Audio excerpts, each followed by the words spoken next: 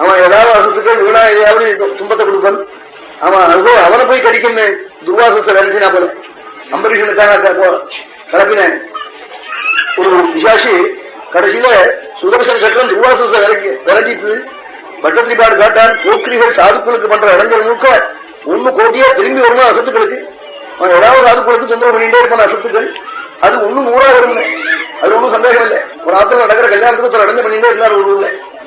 ஆனா அந்த பையனை வந்து பார்க்க வருது, அந்த பையனுக்காக கொடுக்க போறே பொண்ணுங்கிறது இப்படி சொல்லிட்டே இல்ல.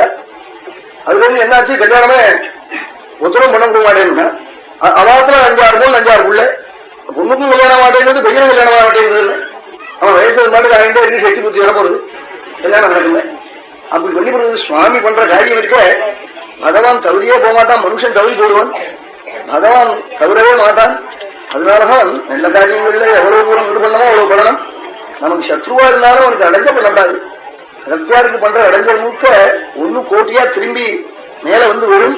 புள்ள குட்டிகளை பாதிக்கும், இவன் போட்டா கூட குழந்தை வளர்ப்பும் பாதிக்கும். என்னதுக்கு அப்படி முதலா வச்சுட்டு போகணும்? அது மாதிரி சத்ருவோ கூடாது, விவேகிகள் புரிஞ்சுக்கணும். ராவணன் இத்தனை கஷ்டப்படுறானே என்ன காரணம்? எத்திருதே சங்கிதீரக்னோ முனிவி வாக்கியதேகவி. நல்லவர்கள் ஜபம் பண்ற போதும் அக்னிஹோத்திரம் பண்ற போதும் பயமுறுத்தின பாபம்னு சொல்றார். சாதுக்குள்ள ரிஷிகளை பயமுறுத்தினே அந்த பாபம் தான் வந்திருக்குன்னு சொல்றாரு.